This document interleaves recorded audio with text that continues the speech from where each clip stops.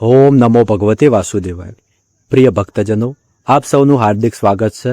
આજે એક અત્યંત પવિત્ર, દુર્લભ અને પુણ્યપ્રદ દિવસે પુરુષોત્તમ માસની પદ્મિની એકાદશી શાસ્ત્રોમાં વર્ણવવામાં આવ્યું છે કે સમગ્ર વર્ષ દરમિયાન આવતી એકાદશીઓમાં પદ્મિની એકાદશીનું વિશેષ મહત્વ છે, કારણ કે આ એકાદશી માત્ર અધિક માસ એટલે કે પુરુષોત્તમ માસમાં જ આવે છે। આ દિવસે કરવામાં આવેલી ભક્તિ, જપ, તપ, દાન અને ભગવાનના નામનું સ્મરણ અનેક ગણું ફળ પ્રદાન કરે છે। કહેવાય છે કે જે ભક્ત આ દિવસે શ્રદ્ધાપૂર્વક ભગવાન શ્રી હરિનું સ્મરણ કરે છે અને તેમના દિવ્ય ઉપદેશોનું શ્રવણ કરે છે, તેના જીવનમાં રહેલા અનેક પાપો અને અવરોધો દૂર થાય છે તથા ભક્તિના માર્ગમાં પ્રગતિ પ્રાપ્ત થાય છે। ભક્તજનો, આજે આપણે ભગવદ્ ગીતાના એવા અધ્યાયનું શ્રવણ કરવા જઈ રહ્યા છીએ જે સમગ્ર ગીતાના સૌથી અદ્ભુત અને રોમાંચક અધ્યાયોમાંનો એક માનવામાં આવે છે। આ છે ભગવદ્ ગીતા અધ્યાય 11, વિશ્વરૂપ દર્શન યોગ। આ અધ્યાયમાં અર્જુન ભગવાન શ્રી કૃષ્ણના તે દિવ્ય અને વિરાટ સ્વરૂપના દર્શન કરે છે, જેમાં સમગ્ર બ્રહ્માંડ સમાયેલું છે। હજારો સૂર્યો એક સાથે ઉગે તો જેવું તેજ થાય, તેનાથી પણ અગણિત ગણું દિવ્ય તેજ ભગવાનના વિશ્વરૂપમાં પ્રગટ થાય છે। અર્જુન જુએ છે કે તમામ દેવતાઓ, ઋષિઓ, લોક, ગ્રહો, તારાઓ અને સમગ્ર સૃષ્ટિ ભગવાનના જ વિરાટ સ્વરૂપમાં સમાયેલી છે।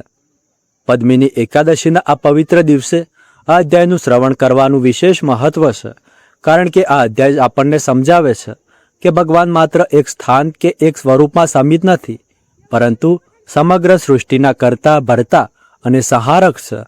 જ્યારે ભક્તના હૃદયમાં સાચી શ્રદ્ધા અને સમર્પણ જાગે છે, ત્યારે તેને પણ જીવનમાં ભગવાનની દિવ્ય ઉપસ્થિતિનો અનુભવ થવા લાગે છે। આજે આ પવિત્ર દિવસે આપણે માત્ર એક અધ્યાય સાંભળવા નથી બેઠા, પરંતુ ભગવાનની અનંત મહિમા અને વિરાટતાનો અનુભવ કરવા માટે એક આધ્યાત્મિક યાત્રા પર નીકળ્યા છીએ। તેથી આપ સૌને વિનંતી છે કે મનને શાંત રાખો, હૃદયને ભક્તિથી ભરી દો અને સંપૂર્ણ એકાગ્રતા સાથે આ દિવ્ય અધ્યાયનું શ્રવણ કરો। તો ચાલો ભગવાન શ્રી કૃષ્ણ અને અર્જુનના આ અવલૌકિક સંવાદનું શ્રવણ કરીએ અને ભગવદ્ ગીતા 11 વિશ્વરૂપ દર્શન યોગનો પાવન પાઠ આરંભ કરીએ। જય શ્રી કૃષ્ણ, રાધે રાધે।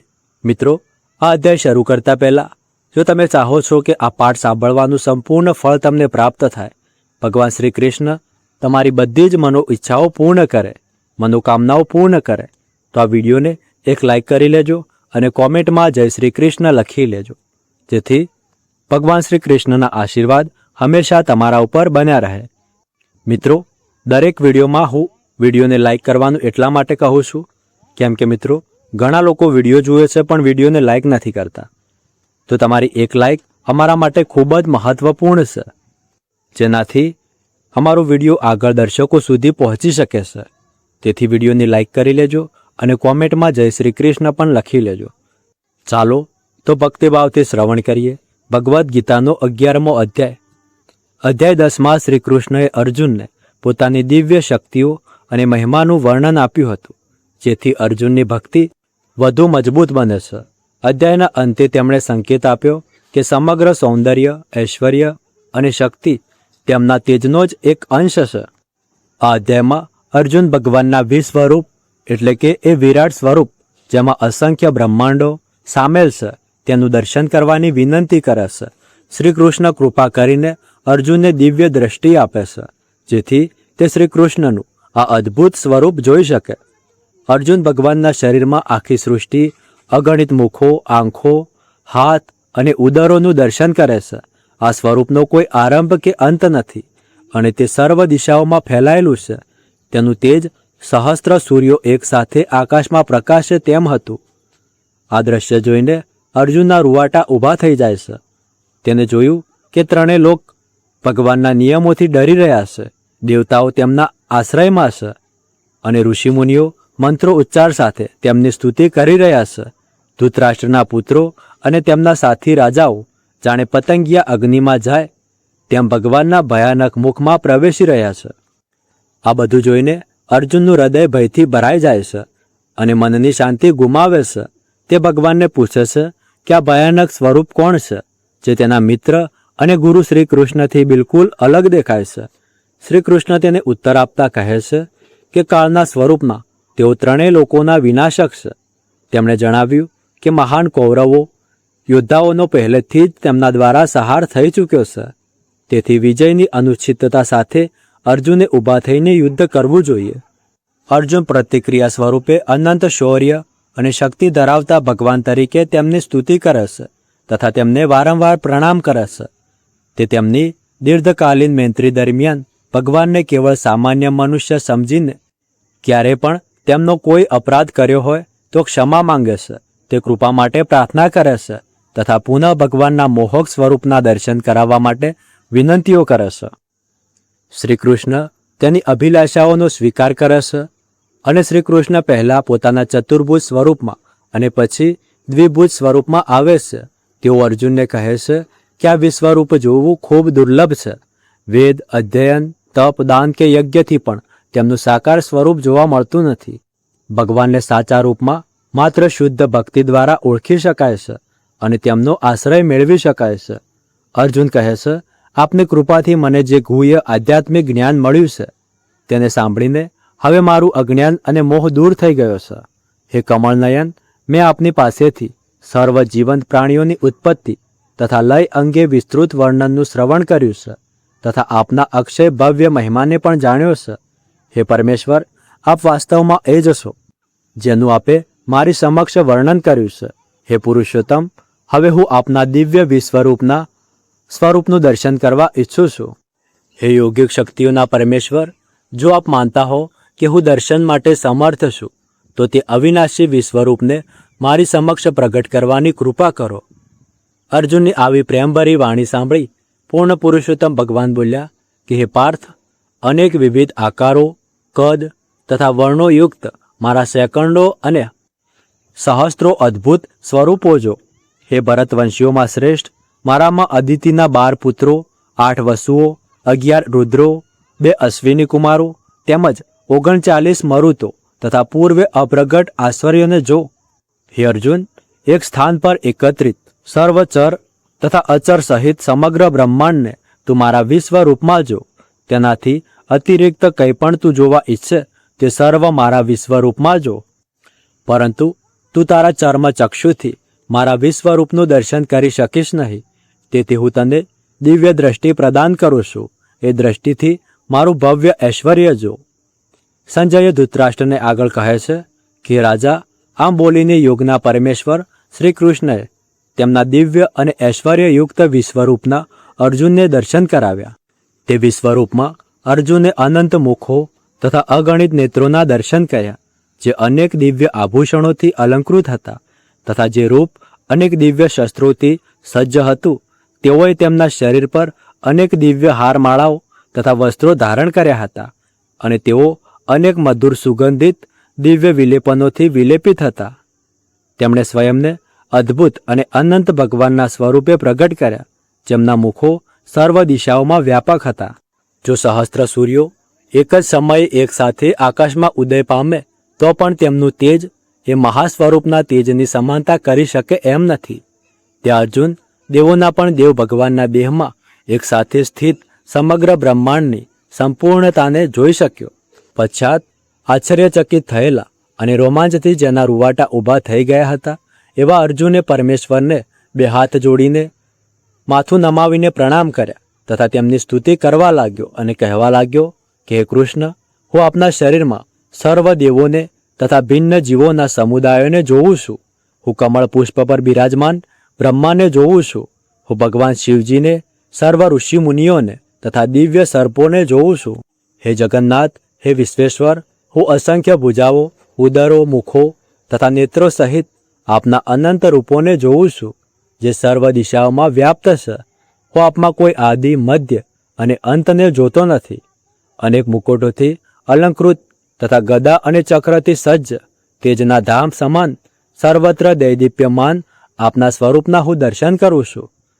આપના અગ્નિ સમાન પ્રજ્વલિત તેજનું દર્શન કરવું અતિ દુષ્કર છે, જે સૂર્યના પ્રકાશ સમાન સર્વ દિશાઓમાં વ્યાપી રહ્યું છે. હું આપને પરમ અવિનાશી તરીકે ઓળખું છું તથા આપ જ શાસ્ત્રો દ્વારા વિદિત પરમ સત્ય છો. આપ સર્વ સર્જનનો આધાર છો આપ સનાતન ધર્મના શાશ્વત રક્ષક છો, તેમજ આપ શાશ્વત દિવ્ય પુરુષોત્તમ છો. આપ આદિ, મધ્ય અથવા અંતથી રહિત છો. આપની શક્તિઓની કોઈ સીમા નથી. આપની ભુજાઓ અનંત છે.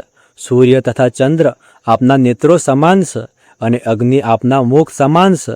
હું આપના સ્વયંના તેજથી સમગ્ર બ્રહ્માંડને તપતું જોઈ રહ્યો છું. સ્વર્ગ અને પૃથ્વી વચ્ચેનો અવકાશ તથા સર્વ દિશાઓ એકમાત્ર આપનાથી વ્યાપ્ત છે. હે સર્વજીવોમાં શ્રેષ્ઠતમ, આપના આ અદ્ભુત અને ભયાનક સ્વરૂપને જોઈને હું ત્રણેય લોકોને ભયથી કાંપતો જોઉં છું. સર્વ સ્વર્ગીય દેવતાઓ આપનામાં પ્રવેશ કરીને આપનું શરણ ગ્રહણ કરી રહ્યા છે. કેટલાક ભયથી બે હાથ જોડીને આપની પ્રશંસા કરી રહ્યા છે. મહર્ષિઓ તથા સિદ્ધિજનો માંગલિક મંત્રો તથા અનેક પ્રાર્થનાઓ દ્વારા આપની સ્તુતિ કરી રહ્યા છે. રુદ્રો, આદિત્યો, વસુઓ, સાંધ્યો, વિશ્વદેવો, અશ્વિની કુમારો, મરુતો, પિતૃઓ, ગંધર્વો, યક્ષો, અસુરો તથા સિદ્ધો આ સર્વ આપનું વિસ્મિત થઈને દર્શન કરી રહ્યા છે. હે સર્વશક્તિમાન ભગવાન, આપના આ અનેક મુખો, નેત્રો, બાહુઓ, જાંગો, ચરણો, ઉદરો તથા ભયંકર દાંતોવાળા વિરાટ રૂપને જોઈને સર્વલોક અત્યંત ભયભીત થયા છે અને એ જ પ્રમાણે હું પણ ભયભીત થયો છું. હે ભગવાન વિષ્ણુ, આપનું ગગનસ્પર્શી અનેક વર્ણોથી જ્યોતિર્મય વિસ્ફારિત મુખોયુક્ત તથા વિશાળ પ્રદીપ્ત નેત્રો સહિતના સ્વરૂપના દર્શન કરીને મારું હૃદય ભયથી વ્યથિત થઈને કાંપી રહ્યું છે. મેં મારી સમગ્ર દ્રઢતા તથા માનસિક શાંતિ ગુમાવી છે. આપના પ્રલયાગ્નિ સમા મુખને અને વિકરાળ દાંતોને જોઈને હું ભૂલી જાઉં છું કે હું ક્યાં છું અને જાણતો નથી કે મારે ક્યાં જવું છે. હે દેવાધિદેવ, આપ તો સમગ્ર બ્રહ્માંડના આશ્રય છો. કૃપા કરીને મારા પર દયા કરો. હું ધૃતરાષ્ટ્રના બધા પુત્રો, તેમના સંબંધિત રાજાઓ સહિત ભીષ્મ, દ્રોણાચાર્ય, કર્ણ અને અમારા પક્ષના સેનાપતિઓને પણ આપના ભયંકર મુખોમાં તીવ્ર ગતિથી પ્રવેશતા જોઉં છું. આપના વિકરાળ દાંતો વચ્ચે તેમના કેટલાકના મસ્તક ચૂર્ણ થતા હું જોઉં છું. જે પ્રમાણે નદીના અનેક પ્રવાહિત તરંગો તીવ્ર ગતિ સાથે સમુદ્રમાં પ્રવેશ કરે છે, તેવી રીતે આ મહાન યોદ્ધાઓ આપના પ્રજ્વલિત મુખોમાં પ્રવેશી રહ્યા છે. જેમ પતંગિયા તીવ્ર વેગથી અગ્નિમાં નષ્ટ થવા ધસી જાય છે, તેમ આ મહાન સૈનિકો તીવ્ર ગતિથી આપના મુખોમાં પ્રવેશી રહ્યા છે. આપની જ્વલત જિજ્ઞાથી સર્વ દિશાઓમાં આપ જીવન પ્રાણીઓના સમુદાયોને ચાટી રહ્યા છો અને આપના પ્રજ્વલિત મુખો દ્વારા તેમને બક્ષી રહ્યા છો. હે વિષ્ણુ, આપ સમગ્ર બ્રહ્માંડને આપના તેજના પ્રચંડ સર્વવ્યાપ્ત કિરણોથી દજાડી રહ્યા છો. આવા ઉગ્ર રૂપધારી આપ કોણ છો તે મને કહો. હે દેવોના ભગવાન, હું આપને નમન કરું છું. કૃપા કરીને મારા પર આપની કરુણા વર્ષા કરો. આપ જેઓ સર્વ સર્જનથી પૂર્વે પણ વિદ્યમાન હતા તેવા આપને હું જાણવા ઈચ્છું છું, કારણ કે હું આપની પ્રકૃતિ અને પ્રયોજનને સમજી શકતો નથી. ત્યારે પૂર્ણ પુરુષોત્તમ ભગવાન બોલ્યા કે હું પ્રલયનું મૂળ કારણ મહાકાળ છું, જે સર્વ વિશ્વનો નાશ કરવા આવે છે. તારા સહયોગ વિના પણ વિપક્ષ સૈન્યના સજ્જ યોદ્ધાઓનું મૃત્યુ થશે. તેથી ઉઠ અને કીર્તિ પ્રાપ્ત કર. તારા શત્રુઓ પર વિજય પ્રાપ્ત કર અને સમૃદ્ધ શાસનનો આનંદ લે. હે સવ્યસાચી, આ યોદ્ધાઓ પહેલેથી જ મારા દ્વારા હણાયેલા ઊભા છે અને તું મારા કાર્યનો નિમિત્ત માત્ર છે. દ્રોણાચાર્ય, ભીષ્મ, જયદ્રથ, કર્ણ અને અન્ય બહાદુર યોદ્ધાઓ પહેલાથી જ મારા દ્વારા હણાયેલા છે. તેથી વિચલિત થયા વિના તેમનો વધ કર. કેવળ યુદ્ધ કર અને તું રણભૂમિમાં તારા ક્ષત્રિયો પર વિજય પ્રાપ્ત કરીશ. આગળ સંજય ધૃતરાષ્ટ્રને કહે છે કે કેશવના આ વચનો સાંભળીને અર્જુન ભયથી ધ્રુજવા લાગ્યો. બંને હાથ જોડીને શ્રી કૃષ્ણને નતમસ્તક થઈને ભયયુક્ત ભાવનાઓથી ગદગદ કંઠે અર્જુને કહ્યું કે હે ઇન્દ્રિયોના સ્વામી, સમગ્ર બ્રહ્માંડ આપના મહિમાગાનથી હર્ષ પામે છે તથા આપના પ્રત્યે અનુરક્ત થાય છે. અસુરો આપનાથી ભયભીત થઈને સર્વ દિશાઓમાં ભાગે છે અને સિદ્ધ સંતોનો સમુદાય આપને સાદર પ્રણામ કરે છે. તે ઉચિત જ છે. હે મહાત્મા, હે બ્રહ્મા આદિ સષ્ટાથી પણ મહાન છે તેવા આપને શા માટે તેઓ પ્રણામ ન કરે? હે અનંત, હે દેવોના ભગવાન, હે બ્રહ્માંડનો આશ્રય, આ પ્રગટ અને અપ્રગટ બંનેથી પરે પરમેશ્વર અવિનાશી સત્ય છો. આપ આદ્ય પરમેશ્વર તથા સનાતન દિવ્ય વિભૂતિ છો. આપ આ બ્રહ્માંડના એકમાત્ર આશ્રય સ્થાન છો. આપ સર્વજ્ઞાતા તથા સર્વજ્ઞ બંને છો. આપ પરમધામ છો, હે અનંત રૂપો ધારણ કરનારા, એકમાત્ર આપ સમગ્ર બ્રહ્માંડમાં વ્યાપ્ત છો. તમે વાયુદેવ, મૃત્યુના દેવ યમરાજ, અગ્નિના દેવ, જળના દેવ તથા ચંદ્રદેવ છો. આપ સર્જક બ્રહ્માંડના પિતામહ તથા સર્વ પ્રાણીઓના પ્રપિતામહ છો. હું આપને મારા પુનઃ સહસ્ત્ર નમસ્કાર કરું છું. હે અનંત શક્તિઓના સ્વામી, આપને સન્મુખથી તથા પુષ્ટથી અને સર્વ દિશાઓથી મારા નમસ્કાર છે. આપ અનંત શૌર્ય તથા સામર્થ્ય ધરાવો છો તથા સર્વમાં વ્યાપ્ત છો અને અંત આપ બધું જ છો. આપને મારા મિત્ર માનીને મેં આપને હે કૃષ્ણ, હે યાદવ, હે મારા પ્રિય મિત્ર કહીને સંબોધ્યા છે. મેં આપની પ્રતિભાથી અજાણ રહીને લાપરવાહી અને અનુચિત પ્રેમ દર્શાવ્યો છે. અને જો મૂર્ખામીથી મેં વિનોદમાં, વિશ્રામ સમયે, સાથે બેઠા હોઈએ ત્યારે, ભોજન સમયે એકાંતમાં અથવા અન્યની સમક્ષ આપનો અનાદર કર્યો છે, તો તે સર્વ અપરાધો માટે હું આપનો ક્ષમા પ્રાર્થી છું. આપ સંપૂર્ણ બ્રહ્માંડના ચર તથા અચર સર્વના પિતા છો. આપ સર્વોચિત પૂજનીય તથા પરમ આધ્યાત્મિક ગુરુવર્ય છો. હે અતુલનીય શક્તિઓના સ્વામી, જ્યારે ત્રણેય લોકોમાં આપની સમકક્ષ કોઈ નથી, તો આપથી મહાન તો કોણ હોય? તેથી હે પૂજનીય પ્રભુ, પૂર્ણ રીતે નમમસ્તક થઈને તથા સાષ્ટાંગ દંડવત પ્રણામ કરીને હું આપની પાસે આપની કૃપાની યાચના કરું છું. જેમ એક પિતા તેના પુત્રને સહન કરે છે, એક મિત્ર તેના મિત્રને માફ કરી દેશે અને પ્રિયતમ તેના પ્રિયજનને ક્ષમા કરી દેશે, તેમ કૃપા કરીને મારા અપરાધો માટે મને ક્ષમા કરો. મેં પહેલાં કદાપી ન જોયેલા આપના વિશ્વરૂપના દર્શન કરીને હું અતિ આનંદ અનુભવું છું અને છતાં મારું મન ભયથી વિચલિત છે. હે દેવોના સ્વામી, હે બ્રહ્માંડોના ધામ, કૃપા કરીને મારા પર દયા કરો અને પુનઃ મને આપનું પ્રસન્ન રૂપ દર્શાવો. હે સહસ્ત્ર હાથોવાળા, યદ્યપિ આપ સર્વ સર્જનના મૂર્તિમાન સ્વરૂપ છો, તથાપિ હું આપને આપના ગદા અને ચક્રધારી તેમજ મુકુટ ધારણ કરેલા ચતુર્ભુજ રૂપમાં જોવા ઈચ્છું છું. ત્યારે પરમાનંદ ભગવાન બોલ્યા કે અર્જુન, તારા પર પ્રસન્ન થઈને મારી યોગમાયા શક્તિથી મેં મારા દૈદીપ્યમાન અનંત અને આદ્ય વિશ્વરૂપના દર્શન કરાવ્યા. તારા સિવાય આ પૂર્વે કોઈએ આ સ્વરૂપ જોયું નથી. હે કુરુ યોદ્ધાઓમાં શ્રેષ્ઠ, ન તો વેદોના અધ્યયનથી કે ન તો યજ્ઞો કરવાથી, ન તો કર્મકાંડો દ્વારા કે ન તો દાન આપવાથી, ન તો કઠોર તપસ્યાઓ કરીને પણ કોઈ નસવર જીવે કદાપી જોયું નથી જે તે જોયું છે. તું મારા આ ભયંકર રૂપને જોઈને ન તો ભયભીત થા કે ન તો વિચલિત થા. ભયથી મુક્ત થા અને પ્રસન્ન ચિત્તે પુનઃ મને મારા સાકાર સ્વરૂપમાં જો. સંજય આગળ ધૃતરાષ્ટ્રને કહે છે કે રાજન, આ પ્રમાણે બોલીને વાસુદેવના કરુણાધીન પુત્રે પુનઃ તેમનું ચતુર્ભુજ સ્વરૂપ દર્શાવ્યું. પશ્ચાત તેમણે ભયભીત થયેલા અર્જુનને આશ્વાસિત કરવા પુનઃ તેમનું સૌમ્ય એટલે કે દ્વિભુજ સ્વરૂપ ધારણ કર્યું. અર્જુને કહ્યું કે હે કૃષ્ણ, આપનું સૌમ્ય રૂપ જોઈને મેં મારી સ્વચ્છતા પુનઃ પ્રાપ્ત કરી છે તથા મારું મન સામાન્ય અવસ્થામાં પુનઃ સ્થાપિત થયું છે. પૂર્ણ પુરુષોત્તમ ભગવાન બોલ્યા, તું અત્યારે મારા જે રૂપને જોઈ રહ્યો છે તેના દર્શન અતિ દુર્લભ છે.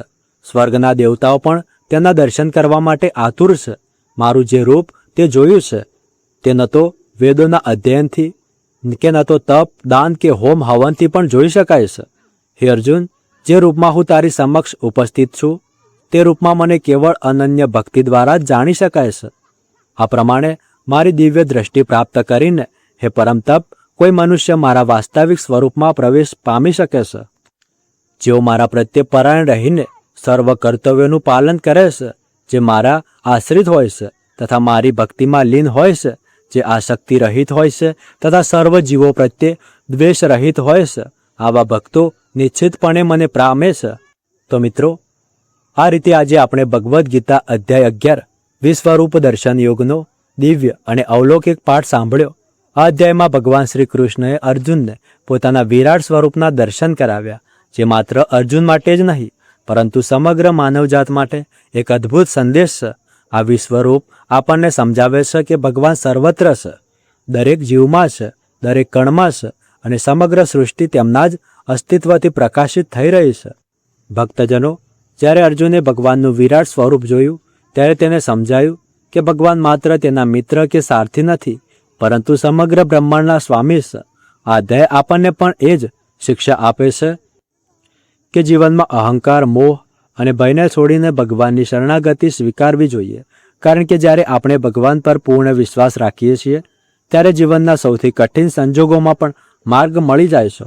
આજે પુરુષોત્તમ માસની પદ્મિની એકાદશીના પવિત્ર દિવસે આ અધ્યાયનું શ્રવણ કરવું અત્યંત કલ્યાણકારી માનવામાં આવે છે. શાસ્ત્રો કહે છે કે આ દિવસે ભગવાનનું સ્મરણ, ગીતા પાઠ અને ભક્તિ કરવાથી અનેક જન્મોના પાપો ક્ષીણ થાય છે અને ભક્તના હૃદયમાં ભક્તિ, જ્ઞાન અને વૈરાગ્યનો પ્રકાશ પ્રગટે છે. પદ્મિની એકાદશી આપણને ભગવાન તરફ આગળ વધવાનો અવસર આપે છે અને વિશ્વરૂપ દર્શન યોગ આપણને ભગવાનની અનંત મહિમાનો અનુભવ કરાવે છે.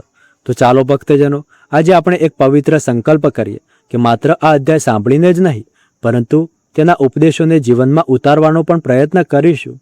દરેક પરિસ્થિતિમાં ભગવાનને યાદ રાખીશું, સારા કર્મ કરીશું અને ભક્તિના માર્ગ પર આગળ વધતા રહીશું.